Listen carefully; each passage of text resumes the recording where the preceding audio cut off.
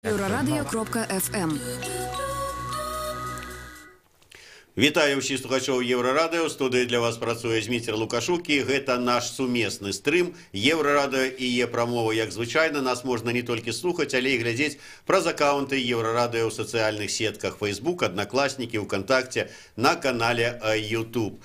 11 красавіка падчас нарады Александр Лукашенко абрынуўся з рэзкай крытыкай на нашага усходняга партнёру. Прагучалі такія выказванні, што ўжо ўвогуле абнахабілі і выкручваюць нам рукі. Пра тое, што адбываецца насамрэч на беларуска-расійскім фронте, назовем гэта так, мы сёння абмяркуем з маімі гасцямі ў студыі. Гэта кіраўнік Цэнтра стратэгічных і знешнепалітычных даследаванняў Арсеній Сівецкі і палітычны аналітык Валерый Карбалевич. Добрый дзень, шановнае спадарства. Дзень добрый.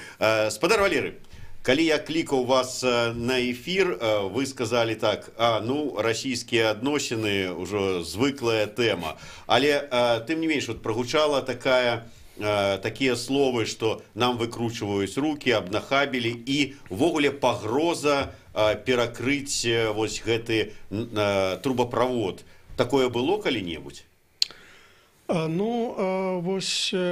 думаю, что риторика Александра Григоровича з'являється таким добрым маркером, які дыагнастуе насамрэч узровень напружання паміж Мінскам і Масквой.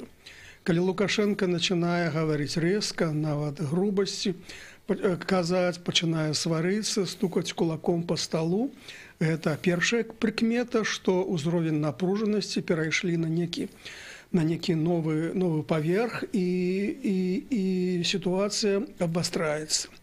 Наконт таго, ці было такое, так, у студзені 2007 года Беларусь перекрывала нафтопроводы на 3 дні, 2,5 дакладна. А газопроводы Беларусь перекрывала в 2004 году и 2010 году. Так что такое уже было. Арсений, вогуле, наколькі дзіўная такая ситуация, что склалася у наших з Россией адносінах сёння? Я бы не сказал, что яна дзіўная. На самой справе мы яе назіраем на працягу апошніх гадоў. Па сутнасці мы живем у такой новой нормальности, калі можна так казаць, калі па сутнасці Россия пераўтворваецца з сяброўскай краіны у крыніцу выклікаў і пагрозаў для незалежнасці і суверэнітэту Беларусі.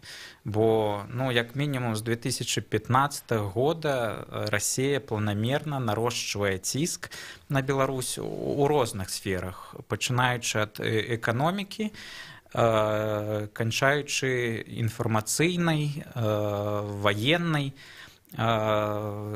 сферай, і палітычнай, безумоўна, калі казаць пра прымушэнне да паглыбленай інтэграцыі ў межах так званай саюзнай дзяржавы.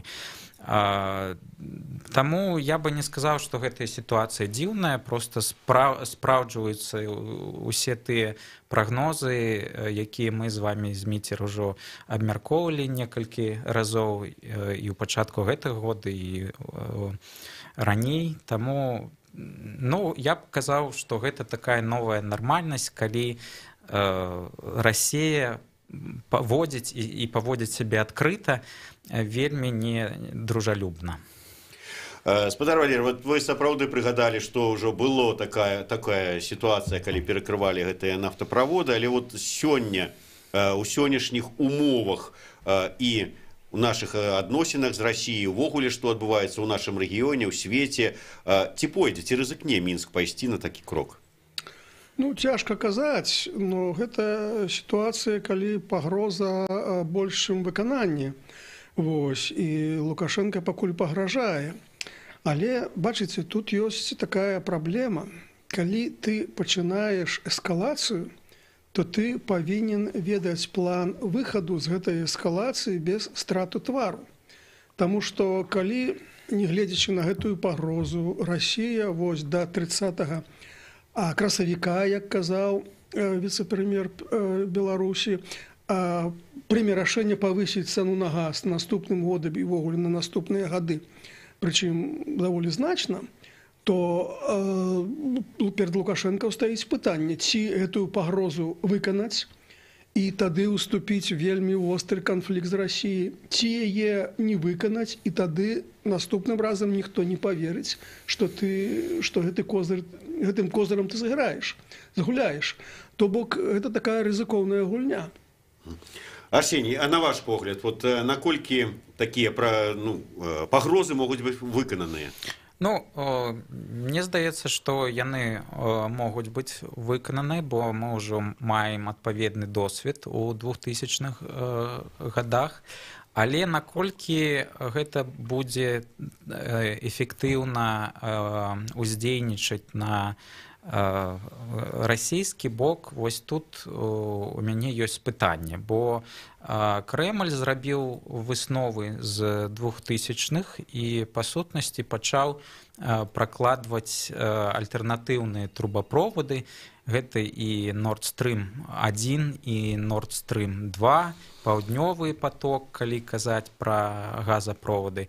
А таксама Расія пабудавала так званую балтыйскую трубаправодную сістэму. Яны зрабілі нафтаналіўны тэрмінал у Усть-Луге. Ён, безумоўна, не такой эфектыўны, як трубаправод «Дружба». Праз «Дружбу», мне здаецца, там каля 50 мільёнаў тонн нафты перакачваецца. Праз гэты тэрмінал можна каля 30 мільёнаў. Але ўсё роўна Расія мае альтэрнатыўныя хады. І больш за тое, калі мы пойдзем на гэтыя крокі, Расія, па сутнасці, выйдзе з тых дамоўленасцяў, якія былі дасягнуты паміж Лукашенко і Пуцінам у Санкт-Петербургу ў 2017 годзе, у красавіку, калі я не памыляюся.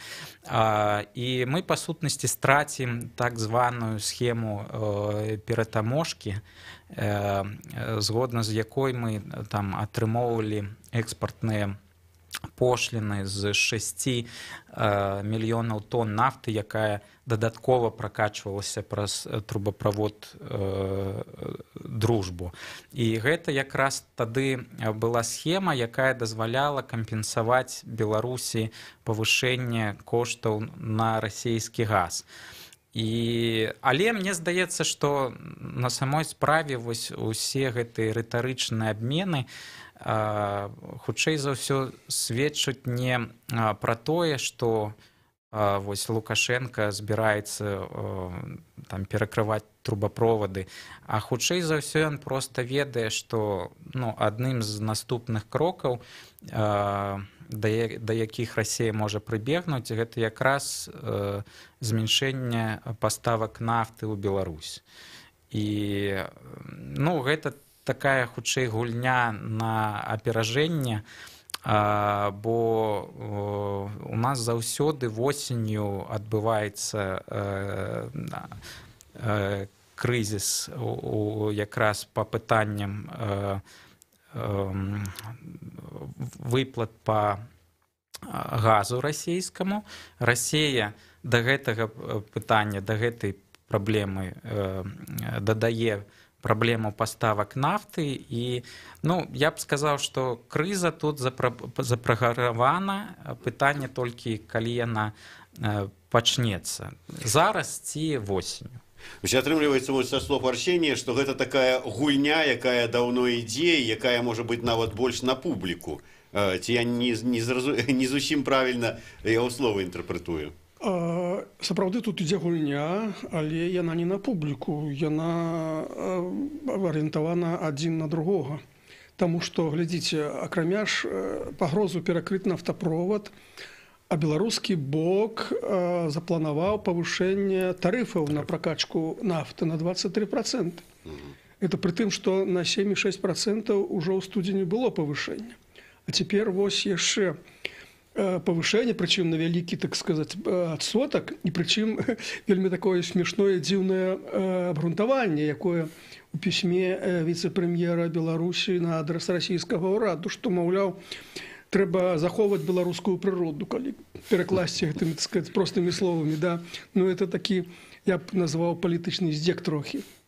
А з іншага боку, зверніце ўвагу, зноў жа ход Россельгаснагляду расійскага, дзе ён звярнуўся да расійскага ФСБ з просьбай як бы выявіць вось тыя лжапастаўкі, лжафірмы, кантрабанднай прадукцыі праз тэрыторыю Беларусі.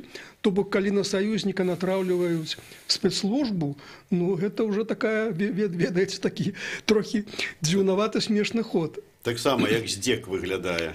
Ну так. Дарэчы, вот і Бабіч, ну, па словах Ярослава Романчука, падчас вот іх сустрэчы, таксама казаў, і яны гаварылі пра вот гэтыя шэрыя схемы паставак нечага з Беларусі ў Расію, нечага з Расіі ў Беларусь, і маўляў, што трэба нейкім чынам спыніць гэта ўсё. Можа быць, сапраўды справа вот у шэрых схемах, вот, якія вельмі апошнім часам чамусьці пачалі не падабацца Крамлю, і таму вось прыдумляюць розныя хітрыкі, каб прыцягнуць увагу да іх. Ну, мне здаецца, што шэрыя схемы гэта проста нагода. На самой справе, пачынаючы з 2015 года, де-факта Расія увяла санкцыі супраць Беларусі і Казахстана. Як толькі Расія адказала эмбарга на сельскагаспадарчую прадукцыю з заходніх краін, па сутнасці мы апынуліся таксама вось пад санкцыйным рэжымам. І Расія выкарыстоўвае гэтыя санкцыі, ну, па-першае, для таго, каб ціснуць на беларускі бок, бо сельская гаспадарка з'яўляецца першай пазіцыяй у нашым экспарце ў Расію.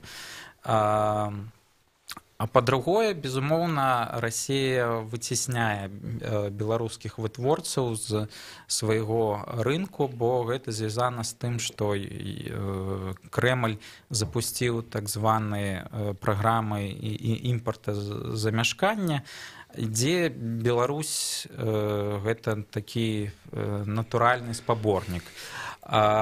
І па сутнасці гаворка ідзе пра тое, што Расія павінна была перад тым, як уводзіць гэта эмбарга, спачатку ўсё ж такі правесці перамовы і кансультацыі як з беларускім, так і казахскім бокам. Яна гэта не зрабіла. І як бы де-факта мы маем вось такую сітуацыю, але улічваючы палітычны кантэкст у адносінах паміж Менскам і Крамлём, па сутнасці мы можам сёння казаць пра крызу ў адносінах. Расія выкарыстоўвае гэта як нагоду для ціску на беларускія ўлады. І мне здаецца, што няма зараз ніякіх рашэнняў гэтай праблемы, бо ўсё звязана з тым, што такім чынам Расія прымушае нас да пэўных стратэгічных саступак, якія падрывалі наш суверэнітэт і незалежнасць. Мы перарываемся на невялічкую паузу. Кароткі выпуск навінаў на Еўрарадыё. Я нагадаю, што ў мяне ў гасцях Арсеній Сівіцкі і Валерый Карбалевіч. Мы абмяркоўваем сённяшні стан беларуска-расійскіх узаемаадносінаў. Еўрапейскае радыё для Беларусі.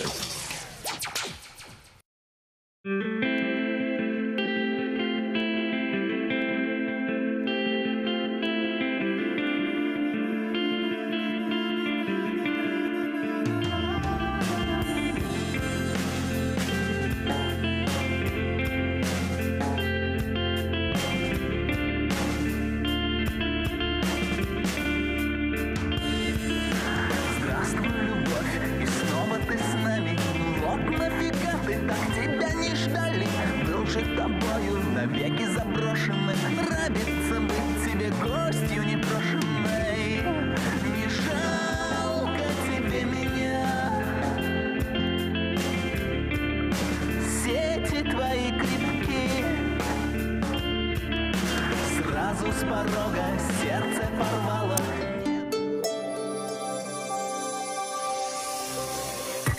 Єврорадіо. Новини – наша справа.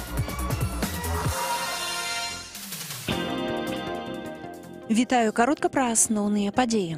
Затрыманых у Брэсце 18 праціўнікаў акумулятарнага завода ў суд не павезлі. Суддзя Александр Семянчук з сакратаром сам прыехаў да іх у Раус у ізалятар часовага затрымання. Двое ўжо асуджаных на 30 базавых і 10 базавых штрафаў. Гэта Олег Ярмоленко і Мікалай Трацюк. Астатнім суды прызначаныя альбо на сёння.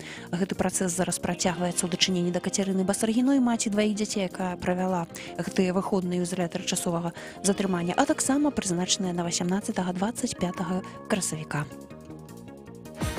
Кандыдат у прэзідэнты Украіны Владимир Зеленскі заклікаў Парашэнку вырашыць рэзанансныя справы ва Ўкраіне. Я хачу, каб вы пасадзілі забойцаў Кацярыны Гандзюк, Свінарчукоў, успомнілі пра маракоў, якія за кратамі ў Маскве, заявіў прэтэндэнт на пасад украінскага прэзідэнта. З'явіўся поўны тэкст інтэрв'ю Александра Лукашэнкі турэцкаму інфармагенству «Анадалу». У ім ён распавёў пра свае адносіны з прэзідэнтам Турцыі Рэджэпам Таіпам Эрдаганам. Я называю яго сваім сябрам, і ён мяне сваім братам. Малю Бога і Аллаха, каб нішто не замінала нашым адносінам, заявіў Александр Лукашенко. Новы міністр сельскай гаспадаркі Беларусі Анатоль Хацько падасца ў Маскву для сустрэчы са сваім расійскім калегам Дмітрыем Патрушавым. Будуць абмяркоўваць і забарону рассельгаснагляда на увоз яблык і грушаў з Беларусі. Расія не выключае, што пад выглядам беларускай прадукцыі ўвозіцца санкцыянаваная еўрапейская. Больш навінаў на еўрарадыё.фм.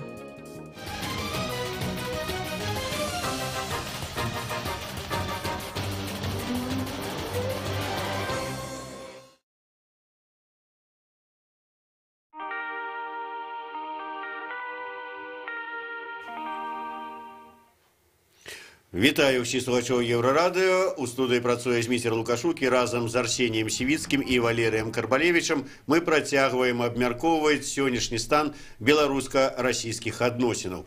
Спадар Валерый, выбачаюся, падчас на заканчэнне нашай першай часткі Арсеній выказаў такое меркаванне, што Расія зараз узмацняе ціск з тым, каб неяк абмежаваць ці такая пагроза існуе з яе боку для нашага незалежнасці і суверэнітэта.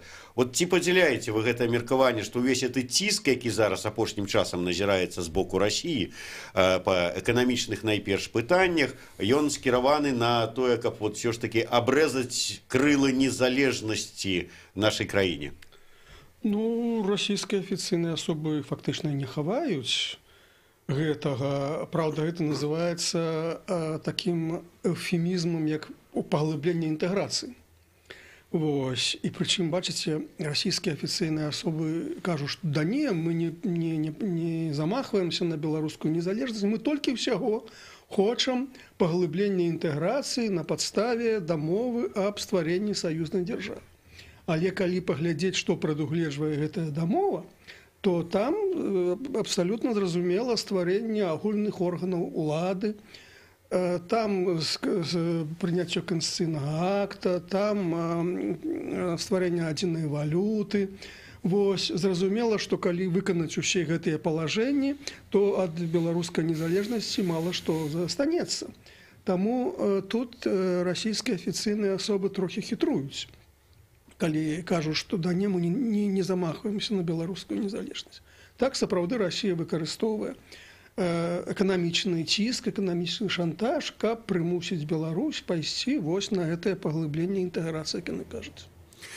Эканамічны ціск, эканамічны шантаж, як сказаў спадар Валеры, ці ёсць насамрэч козыры у афіцыйнага Мінска, апроч пагрозы пачаць ремонт у гэтых трубаправодах? Мне здаецца, што на сённяшні дзень Беларусь страціла ўсе козыры, і гэта звязана з тым, што Расія апошнія гады планамерна змяншала ўзровень сваёй залежнасці ад Беларусі ва ўсіх сферах, пачынаючы ад эканомікі, канчаючы пытаннямі транзіту, а таксама у ваеннай і ваенна-тэхнічнай сферах. І я б казаў наадварот, зараз Расія спрабуе выкарыстоўваць усе тыя козыры, якія раней выкарыстоўваў Александр Лукашенко. Так, аказваецца, што гэта на самой справе Расія корміць Беларусь, што гэта Расія абараняе Беларусь ад заходніх ворагаў. Гэта Расія падтрымлівае сацыяльна-эканамічную стабільнасць у Беларусі, ну і палітычную, і гэтак далей. Такім чынам, мне здаецца, што тут няшмат у нас ёсць козыраў для таго, каб у адказ ціснуць на расійскі бок. Адзінае, што мы можам рабіць, гэта правадзіць рэформы эканамічныя, гэта нейкім чынам змяняць канструкцыю ўлады і дыверсіфікаваць знешнюю палітыку і эканамічныя сувязі з астатнім светам. І як бы галоўная мэта вось гэтых рэформ і дыверсіфікацыі павінна быць накіравана на тое, каб зменшыць узровень уразлівасці, калі казаць пра магчымае умяшальніцтва Расіі ва ўнутраныя справы Беларусі. Калі казаць пра эканоміку, у нас ёсць 5-6 гадоў, пакуль ідзе так званы нафтавы падаткавы маневр у нафтавай індустрыі Расіі. Калі казаць пра палітыку, то тут я не такі аптыміст. Па сутнасці гаворка ідзе пра 2-3 гады. Менавіта за гэтыя гады ў Крамлі вырашыцца адносна сцэнара транзіту ўлады і што рабіць з так званай саюзнай дзяржавай. Ну і, адпаведна, Беларусь павінна таксама вызначыцца. Усё ж такі мы адстойваем і баронім сваю незалежнасць і суверэнітэт да пабеднага канца. Ці, ну, не буду казаць, ці што, бо гэта, ну, для мяне персанальна непрымальная опцыя, я маю на ўвазе, якая ідзе после ці. Спадар Валер, вот я слухаю і вас, і тым больш вот зараз вот Арсенія, і сапраўды складваецца такое ўражанне, што у нас, ну, прычым недалёкай перспектыве два канкрэтныя выхады. Альбо пагаджацца на паглыбленую інтэграцыю, што, як вы сказалі, азначае фактычна страту суверэнітэту, альбо рубіць нейкія сувязі з нашым стратэгічным усходнім партнёрам, і тады што? Вот невядома, чым это можа кончыцца, маючы на ўвазе вопыт Украіны. Ну вот толькі два такіх выхада, болей няма ніякіх нічога. Не, я думаю, ўсё ж такі варыянтаў больш, чым два. Калі Расія зменшыць рэзка эканамічныя субсідыі Беларусі, ну, значыць, Беларусь давядзецца жыць ва ўмовах вельмі моцнай эканоміі.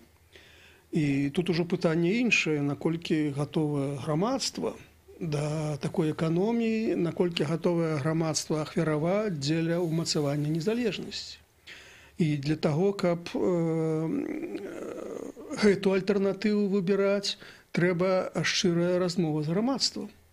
Трэба не палітычныя рэпрэсіі супраць апанентаў, а трэба спрабаваць наладзіць зваротную сувязь з грамадствам, дыялог з палітычнымі апанентамі і, значыць, шукаць некія сумесныя адказы. Ну, пакуль што я бачу нешта зусім адваротнае робіць беларуская ўлада, і ў гэтым, мне падаецца, праблема. Што тычыцца, вось вы задавалі пытанне пра козыры, ці ёсць у Беларусі козыры. Я думаю, што яны ёсць. Тут і вось гэтае пытанне пра трубапровады, тут і пра два ваенныя аб'екты ў Беларусі. Але тут яшчэ адзін чыннік, мне падаецца, які, ну, цяжка вымяраецца некімі, так сказаць, паказчыкамі эканамічнымі ці іншымі. Справа ў тым, што для Расіі, для расійскага грамадства, для расійскай эліты сам факт саюзніцтва Беларусі вельмі важны псіхалагічна. І калі Беларусь раптам перастане быць саюзнікам, калі Беларусь пойдзе, як пішуць расійскія там розныя тэлеграм-каналы па шляху Украіны, гэта вялікая псіхалагічная катастрофа для расійскай эліты, расійскага грамадства. Я думаю, што вось гэты чыннік якраз Лукашенко добра разумее і спрабуе ўвесь час на ім гуляць. Вось мне падаецца, вось гэта галоўны капітал, галоўны козыр, які Лукашенко шмат гадоў выкарыстоўвае, ціснучы на гэтыя вось імперскія комплексы, імперскую кнопку. Вось. І я думаю, што ён спрабуе зноў на іх ціснуць. Наколькі гэта дасць эфект цяпер у гэтых новых умовах, пытанне, на якое дакладнага адказу, я думаю, ніхто не ведае. Ось спадар Валерый сказаў, што трэба з грамадствам казаць, ці згодна яна адстойваць незалежнасці, згодна, скажем так, зацягнуць паясы эканамічныя дзеля незалежнасці. І тут, на жаль, я подозраю, што шмат хто скажа, не трэба мне гэта, я на заробкі ў Расію, на заробкі ў Польшу, і лепей давайте мы увойдзем у Расію і там будзем спакойна жыць, пенсіі добрыя атрымлівацца. Але з грамадствам, зразумела, з ім трэба гаварыць, тлумачыць, можа быць і угаворыцца, але ўлада, наколькі яна маналітная, наколькі там ёсць тыя людзі, якія хацелі б гэтага паглыблення інтэграцыі, якія не хацелі б. То есть, з аднаго боку, я гляджу, як міністр замежных спраў нешта спрабуе давесці замежным партнёрам, з другого боку, я гляджу, як міністр унутраных спраў ідзе на прыём да расійскага амбасадара. Як гэта ўсё? Сапраўды, гэта, мне здаецца, вядомы і на сённяшні дзень ужо відавочны факт, што ўлада не з'яўляецца аднароднай, не з'яўляецца маналітнай. Мы бачым, што існуюць некалькі груповак, і відавочна, што адна з іх, якая, хутчэй за ўсё, складае большасць, глядзіць у бок Масквы, і відавочна, і гэта і па ідэалагічных, і па эканамічных, і па геапалітычных прычынах. Але мне здаецца, што ўсё ж такі мы на сённяшні дзень маем такую жорсткую цэнтралізаваную палітычную сістэму, і гэта дазваляе вельмі эфектыўна, у тым ліку, скажем так, перафарматоўваць гэтыя элітныя расклады. І пакуль, як мне бачыцца, вось гэтая група, якая арыентуецца на Расію, якая відавочна складаецца і з сілавікоў, і з дырэктарата, так званага чырвонага дырэктарата, і з некаторых прадстаўнікоў урада, якія, перш за ўсё, адказныя за эканамічную палітыку. Яны спрабуюць упэўніць, пераканаць Александра Лукашенка, што нейкая ўсё ж такі новая дамова з Расіяй, яна магчыма, пры тым, што яна магчыма без сур'ёзных стратэгічных саступак, якія падрывалі незалежнасць, суверэнітэт і ўладу самого прэзідэнта.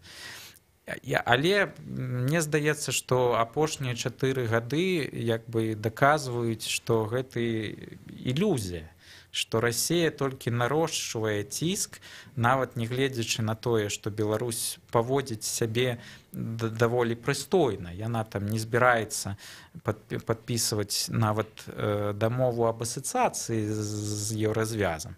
Нават па базавай дамове з еўразвязам пакуль невядома, калі мы пачнем нават распрацоўку гэтага дакумента. То бок Беларусь не стварае ніякіх выклікаў і пагрозаў стратэгічным інтарэсам Расіі у Беларусі. Але тым не менш Расія нарошчвае ціск, таму мне здаецца, што Расія будзе прадаўжаць гэтую стратэгію адносна Беларусі. І тут трэба ўжо не спадзявацца на нейкія там новыя магчымыя дамовы з Крамлём, а просто рабіць сваю справу добра і хорошо. Гэта рэформы, гэта фарматаванне палітычнай сістэмы, гэта дыверсіфікацыя знешніх і эканамічных сувязяў, і гэта, безумоўна, ну, калі казаць пра другі складнік перафарматавання палітычнай сістэмы, ён, безумоўна, прадугледжвае дыялог з грамадствам. Бо калі наша ўлада не будзе весці гэты дыялог са сваімі апанентамі, з апазіцыяй, з бізнесам, то гэты дыялог будзе весці Расія. Гаспадар Валерый, вы хотели нешта добавить? Я хочу сказать, что Бабич уже спрабуе вести диалог с некими уплывовыми представниками громадянской супольности. Ну да, сапраўды, мы уже бачили сустрэчу с лидерами «Гавары праўду», был там Ярослав Романчук, по моих звестках сустракаліся и лидеры либерально-демократычной партии с Бабичем. Ну, вот так что небяспечная такая как бы праца ідзе з таго боку, але вот я так, можа быць, крыху канспіралогію. Вось гэта накрутка ўсёй гэтай сітуацыі з аднаго боку, а з другога боку, ну вот Расіі, я так маю на ўвазе, з другога боку набліжаюцца чарговыя выбары у Беларусі, як прэзідэнцкія, так і парламенцкія. Вот как бы і думаеш, супадзенне ці не супадзенне, вот все і так да таго вот да напружання ў адносінах ішло, ці вот неяк вот подгадали под дату. Я думаю, что все ж таки российская хронология часу трохи іншая, и она ориентуется на 2024 год. Вот гэтая дата для Кремля, мне падаецца, больш важная, чем белорусские выборы и белорусские выборчыя кампании. Хотя я не выключаю, что Россия может паспрабаваць выкарыстаць белорусские президентские выборы для того, каб, ну, скажем так, натиснуть неяк на Лукашенко, каб зрабіць яго больш падатлівым. Не думаю, что Россия усур'ёз паспрабуе падчас выбораў, так сказать, зрынуть Лукашенко, поменять его на некага іншага. Я думаю, что таких планов у России нема, яны маларэальныя. А вось папужаць, вось гэта цалкам рэальна.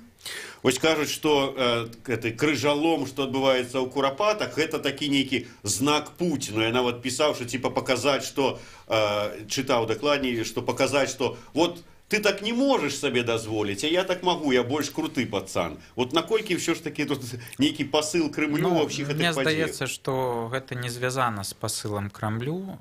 Мне здаецца, што гэта якраз і дэманстрацыя таго факта, што эліта неаднародна і не маналітна, і кожная з груповак спрабуе праводзіць сваю ўласную гульню і навязваць яе Александру Лукашенко як такую агульнанацыянальную. А па сутнасці, па факту, гэта сабатаж, і відавочна, што ўся гэтая гісторыя скончыцца тым, што апанентамі ўлады, акрамя традыцыйных апазіцыйных груповак, стануць таксама і веруючыя, для якіх крэст – гэта сімвал, і мы ўжо бачым, як уся гэтая эпапея мабілізуе ў тым ліку вернікаў, як каталіцкага, так і праваслаўнага веравызнання. Таму я б казаў, што гэта хутчэй сведкі таго, што унутры сістэмы пачынаецца гульня на абвастрэнне унутрыпалітычнай сітуацыі, відавочна якой скарыстаецца Расія дзеля таго, каб прасунуць свае інтарэсы. Ну і апошняе, гаспадар Валерый, мы кажам заўсёды, што вот ёсць нейкі такі усплеск канфрантацыі паміж Мінскам і Масквой, потым ўсё это вырашаецца. Ці варта ў дадзеным выпадку чакаць, што вот ўсё таксама паціху, патроху, але зыдзе да нармальных сяброўскіх адносінаў, ці вот так ужо адкруціць назад уже не атрымаецца лёгка? Не, я думаю, что цалкам рэальна, што гэты працэс канфрантацыі будзе трохі прытарможаны. Думаю, што вось тое пытанне, пра якое сёння найбольш вострыя цэны на газ. Наступным годам вырашэнне яго проста можа быць адкладзена до канца года, до 30 красавіка. Ну і таму трохі можа быць некае зацішша в гэтым плане. Дзякуй вялікі. Валерый Карбалевич, Арсений Сівіцкі, Зміцер Лукашук працаваў для вас у эфіры. Слухайце Еўрарадыё.